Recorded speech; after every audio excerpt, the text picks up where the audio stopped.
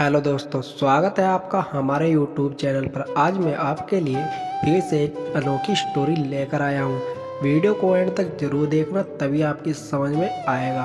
अगर आप हमारे चैनल पर नए हैं तो प्लीज़ हमारे चैनल को सब्सक्राइब कर लीजिए और बेल आइकन को भी दबा दीजिए। तो आइए आज की अनोखी स्टोरी शुरू करते हैं। बहुत प्राचीन युग की बात है। भारत के दक्षिण कश्मीर में अशुपति नाम का राजा राज्य करता था। वह बहुत धर्मात्मा, न्यायकारी और दयालु राजा था। उसके कोई संतान न थी। जो राजा की अवस्था बीत रही थी, उसे संतान होने की चिंता बढ़ी रही थी। ज्योतिषियों ने उसकी जन्म कुंडली देखकर बताया कि उसके ग्रह बता रहे थे हैं कि आपको संतान होगी। इसके लिए आप सावित्री देवी की पूजा कीजिए। राजा अश्वपति राज्य छोड़कर वन चले गए। 18 वर्ष तक उन्होंने तपस्या की। तब उन्हें वरदान मिला और उनके घर एक कन्या हुई। उसका नाम उन्होंने सावित्री रखा। सावित्री अत्यंत सुंदर थी। उसकी सुंदरता और गुण की प्रशंसा दूर दूर तक फैलने लगी। जैसे जैसे सावित्री बढ़ने लगी, वैसे वैसे उसका रूप निखरने लगा।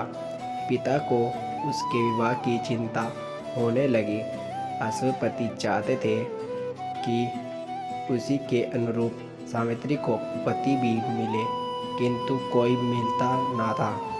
सावित्री का जन्म बहलाने के लिए अश्वपति ने उसे तीर्थ यात्रा के लिए भेज दिया और उसे आज्ञा दी कि तुझे पति चुन लेने की पूर्ण स्वतंत्रता दे देता हूँ। सावित्री का रथ जा रहा था कि उसे एक अद्भुत स्थान दिखाई दिया। अनेक सुंदर वृक्ष के चारों ओर हरियाली थी। वहीं एक युवक घोड़े के बच्चे के साथ खेल रहा था। उसके सिर पर जटा बनी थी। वह चाल पहने हुए था। उसके मुख पर तेज था। सावित्री ने देखा और मंत्री से कहा कि आज यह यहीं विश्राम करना चाहिए। रथ जब ठहरा हुआ, वह युवक परिचय पाने के लिए उनके पास आया। उससे जब पता चला कि वह राजकुमारी है, तो वह उन्हें बड़े सम्मान से अपने पिता के आश्रम में ले गया। उसने यह भी बताया कि मेरे माता पिता दृष्टिहीन हैं। मेरे पिता किसी समय सावला देश के राजा थे। इस समय यहाँ तपस्या कर रहे हैं और मेरा नाम सत्यवान है। दूसरे दिन सावित्री घर लौट गई और बड़ी लज्जा तथा शालीनता से अपने सत्यवान से विवाह करने की अनुमति मांगी। राजा अश्वपति बहुत प्रसन्न हुए कि सावित्री को उसके अनुरूप वर मिल गया है, किंतु बाद में ज्योतिषियों से पता चला कि सत्यवान की आयु बहुत कम है। वह 1 साल से अधिक जीवित नहीं रहेगा। यह जानने के बाद सावित्री के पिता को बहुत दुख हुआ। उन्होंने सावित्री को सब प्रकार से समझाया कि ऐसा विवाह करना जन्म भर के लिए दुख लेना है। मोल सावित्री ने कहा, पिताजी, मुझे इस बंधन में आपसे कुछ कहते हुए संकोच तथा लज्जा का अनुभव हो रहा है। मैं विनम्रता के साथ यह निवेदन करना चाहती हूँ कि आपने मुझे वर चुनने की स्वतंत्रता दी थी। मैंने सत्यवान को चुन लिया है। अब अपनी बात से हटना आपके आदर्श का अपमान हुआ और युग युग के लिए अपने तथा अपने परिवार के ऊपर कलंक लगाना हुआ। अश्वपति सिर्फ सावित्री की बात सुनकर निरुष्ट हो गए। उन्होंने विद्वानों को बुलाकर विचार विमर्श किया।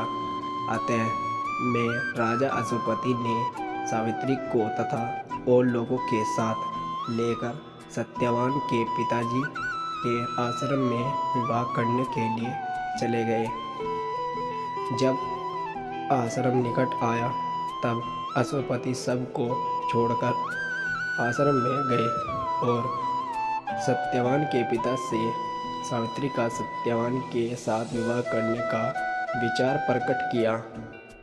गुमसंत लेन ने पहले तो आशीर्वाद कर दिया। वह बोले, महाराज मैं दरिद्र हूँ, तपस्या कर रहा हूँ। किसी समय मैं राजा था, किंतु अब तो मैं कंगाल हूँ। राजकुमारी को किस प्रकार अपनी यहाँ रखूँगा। तब अश्वपति ने उन्हें सारी स्थिति बता दी और विवाह कर लेने के लिए आग्रह किया। अतः में सत्यवान के पिता मान गए और वहीं वन में दोनों का विवाह हो गया। अश्वपति विवाह में बहुत साधन अलंकार आदि दे रहे थे। गुमसेन ने कुछ भी नहीं लिया। उन्होंने कहा, मुझे इससे क्या काम है। विवाह के पश्चात सावित्री नई आश्रम में रहने लगी। उसने अपने सास ससुर तथा पति सत्यवान की सेवा में अपना मन लगा दिया। सत्यवान और सावित्री सदा लोक कल्याण तथा उपकार की बात करते थे। सावित्री दिन भर घर का काम काज करती थी। जब कभी उसे अवकाश मिलता था तो वह भगवान से अपने मन पति की लंबी आयु की प्रार्थना करती थी। जैसे जैसे समय निकट आता गया उनकी चिंता बढ़ती गई। वह सत्यवान के जीवन के 3 दिन शेष रह गए तो सावित्री ने भोजन छोड़ दिया और दिन रात प्रार्थना करने लगी। लोग उसे भोजन करने के लिए समझाते, किंतु वह सबका अनुरोध टालती रही। तीसरे दिन जब सत्यवान जंगल में लकड़ी काटने जा रहे थे, सावित्री भी उनके साथ चली गई। सत्यवान ने समझाया कि तुमने 3 दिन से कुछ खाया नहीं है, तुम मेरे साथ मत आओ। किंतु यह नहीं मानी और सत्यवान के साथ वन को चली गई। सत्यवान एक पेड़ पर लकड़ी काटने के लिए चढ़ गया। थोड़ी देर में उसने लकड़ी काट कर गिरा दी। सावित्री ने कहा, लकड़ी बहुत है, उतर आइए। सत्यवान पेड़ से उतरा। सत्यवान ने कहा, मेरे सिर में चक्कर आ रहा है। धीरे धीरे सिर में चक्कर बढ़ने लगा। सत्यवान धीरे धीरे बेहोश होने लगा और कुछ क्षण में उसके प्राण बेखैरू उड़ गए। यह सब सावित्री पहले से जानती थी, फिर भी उसने अपने पति को निष्प्राण देखा और वह रोने लगी। इसी समय उसने ऐसा जान पड़ा कि कोई भयानक तेज पूर्ण परछाई उसके सामने खड़ी है। उसे देखकर सावित्री भयभीत हो गई। फिर अचानक न जाने कहां से उसमें बोलने का साहस आ गया। उसने कहा, प्रभु आप कौन हैं? उस छाया ने कहा, मैं यमराज हूँ। मुझे लोग धर्मराज भी कहते हैं। मैं तुम्हारे पति के प्राण लेने आया हूँ। तुम्हारे पति की आयु पूरी हो गई है। मैं उसके प्राण लेकर जा रहा हूँ। इतना कहकर यमराज सत्यवान के प्राण लेकर चलने लगे। सत्यवान का शरीर धरती पर पड़ा रह गया। सावित्री भी यमराज के पीछे पीछे चलने लगी। थोड़ी देर बाद यमराज ने मुड़कर पीछे देखा तो सावित्री भी चली आ रही है। यमराज ने कहा, सावित्री तुम कहाँ चली आ रही हो? तुम्हारी आयु बाकी है, तुम हमारे साथ नहीं आ सकती, लौट जाओ। इतना कहकर यमराज आगे बढ़े। कुछ देर बाद यमराज ने फिर मुड़कर देखा तो सावित्री चली आ रही थी। यमराज ने फिर कहा, तुम क्यों मेरे पीछे आ रही हो? सावित्री बोली, यमराज मैं अपने पति को कैसे छोड़ सकती हूँ? यमराज ने कहा, जो ईश्वर का नियम है वह नहीं बदला जा सकता। तुम चाहो तो कोई वरदान मुझसे मांग लो। केवल सत्यवान का जीवन छोड़कर जो मांगना है मांग लो, वो चली जाओ। सावित्री ने बहुत सोच समझकर कहा, मेरे सास और ससुर देखने लगे और उनका राज्य वापस मिल जाए। यमराज ने कहा, ऐसा ही होगा। थोड़ी देर बाद यमराज ने देखा कि सावित्री पीछे पीछे आ रही है। यमराज ने सावित्री को बहुत समझाया और कहा, अच्छा एक वरदान और मांग लो। सावित्री ने कहा, मेरे पति को संतान प्राप्त हो जाए। यमराज ने वरदान दे दिया और आगे बढ़ गए। कुछ दूर जाने के बाद उन्होंने पीछे गर्दन घुमाई, देखा सावित्री चली आ रही है। उन्होंने कहा, सावित्री तुम क्यों चली आ रही हो? ऐसा कभी नहीं हुआ। कोई जीवित शरीर मेरे साथ नहीं जा सकता, इसलिए तुम लौट जाओ। सावित्री ने कहा, अब अपने पति को छोड़कर नहीं जा सकती, शरीर का त्याग कर सकती हूँ। यमराज चकराया कि यह एक कैसी स्त्री है, इतनी देर से कोई बात नहीं मानती, पता नहीं क्या करना चाहती है। उन्होंने कहा, अच्छा एक वरदान तुमसे और मांग लो, मेरा कहना मान लो। वरदान की जो इच्छा है उसके विरुद्ध लड़ना बेकार है।